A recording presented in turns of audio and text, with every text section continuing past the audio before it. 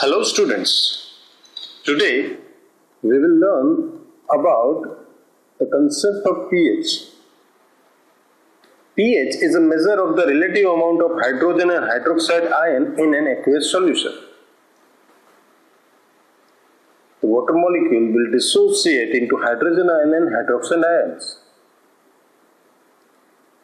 In terms of molar concentration, water at 25 degrees Celsius contains equal number of hydrogen and hydroxide ions per liter. In aqueous solution, the concentration of hydrogen ions multiplied by the concentration of hydroxide ions is constant.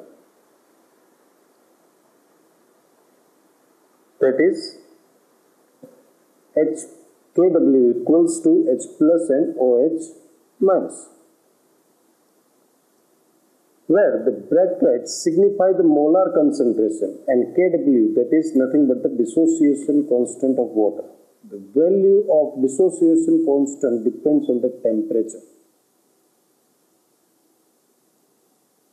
Dissociation constant at 25 degrees Celsius is 1 into 10 raised to the power minus 14, and at 35 degrees Celsius it becomes 1.47 into 10 raised to the power minus 14. Acids and bases, when dissolved in water, simply alter the relative amount of hydrogen ion and hydroxide ion in a solution. Acids increase the hydrogen ion concentration and decrease the hydroxide ion concentration, while the bases increase the hydroxide ion concentration and decrease the hydrogen ion concentration. pH is another way of expressing the hydrogen ion concentration. pH is defined as the negative logarithm of hydrogen ion concentration at the base 10. Therefore, if the hydrogen ion concentration is 1 into 10 raised to the power minus 4 moles per liter, the pH is 4. At neutral solution is one in which the hydrogen ion concentration exactly equals to the hydroxide ion concentration. At 25 degrees Celsius, a neutral solution has pH 7. At 35 degrees Celsius, a neutral solution has a pH 6.92. The common assertion that neutral solution have a pH is not true. The statement is true only if the temperature is 25 degrees Celsius. Now let's try to understand about the pH meter. pH meter is a potentiometer which measures the voltage between the two electrodes placed in the solution. The two electrodes used are a calomel electrode and a glass electrode. The calomel electrode is the external reference electrode whose electrical potential is always constant, where the glass electrode is the standard test electrode whose electrical potential depends on the pH of the test solution. The electromotive force of the complete cell is given by, that is E equals to E reference minus E glass, where E reference is the potential of reference electrode, which at a normal temperature is 0.250 volt, and E glass is the potential of the test electrode, that is a glass, which depends on the pH of the test solution. Then the pH of the solution can be determined by the following equation. pH equals to E glass minus E reference at 25 degrees Celsius. Substituting the value of E calomel, that is 0.0591. The electrodes. The calomel electrodes contain mercury chloride and saturated solution of potassium chloride. Each of these compounds exists in ionized state, although the extent of ionization may vary widely. The dissociation constants are as given in the diagram. The calomel electrode is dipped in a saturated solution of KCl, that is potassium chloride. The electric constant between the calomel electrode and the test solution is achieved by the KCl salt bridge through a fine capillary in the glass casing known as porous plug.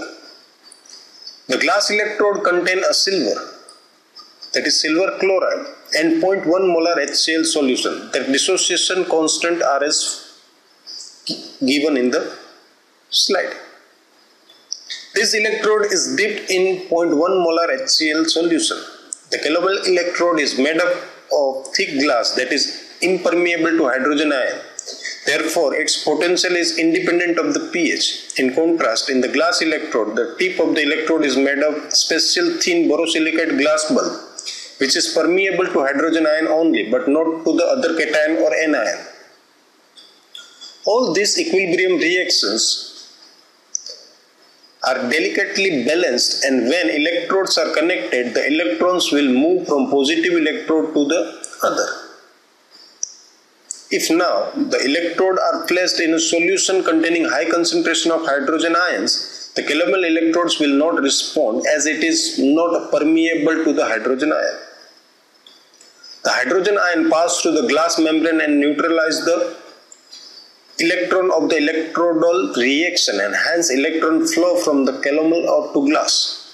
When the test solution has high concentration of hydroxide ions, that is a high pH, the hydrogen ion moves out of the glass bulb, rendering a momentary negative charge, and hence the electron flow from the glass to calomel.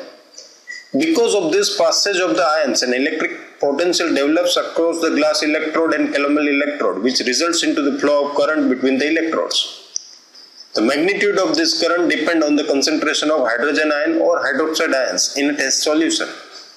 In the pH meter, the current is fed into the calibrated dial in a way that dial reading directly gives the pH of the solution. This is a diagram of the electrode where you can see the places where silver chlorides, reference electrodes, junctions, silver chloride covered silver wire, glass electrode, internal solutions is very well cited. Now, the next aspect is the operations of the pH meter. New or dry electrode should be soaked in water or in buffer of pH 6 to 7 overnight. The electrode can also be activated by soaking in 0.1 molar HCl for 12 to 24 hours. Electrodes should be stored in distilled water or as per manufacturer's instruction. Remove the beaker containing water, rinse the electrode with water and wipe gently with tissue paper. Dip the electrode gently into a standard buffer solution whose pH is accurately known. Make sure that the electrode does not touch the sides or bottom of the beaker. Adjust the pH meter to the standard pH using the pH adjustment knob. Remove the standard buffer, rinse the electrode with distilled water and wipe it gently with tissue paper. Dip the electrode now into the solution whose pH should be found out. The dial directly read the pH of the test solution. After finding out the pH, wash and store the electrode in distilled water. pH calibration. The glass electrode does not give a reproducible electromotive force over a longer period of time. To get accurate result, the pH meter should be calibrated at least once a day or according to manufacturer's instruction. Calibration should be performed with at least 2 standard buffer solutions that span the range of pH values to be measured. For general purpose, buffers at pH 4 and pH 9.2 are acceptable. The pH meter has one control to set the meter reading equals to the value of the first standard buffer, and a second control which is used to adjust the meter reading to the value of the second buffer. For precise measurement, a 3-buffer solution calibration is preferred. Higher quality meters will have a provision to account for a temperature coefficient correction, and high-end pH probes have a temperature probe built in the electrode. The calibration process correlates the voltage produced by the probe with the pH scale.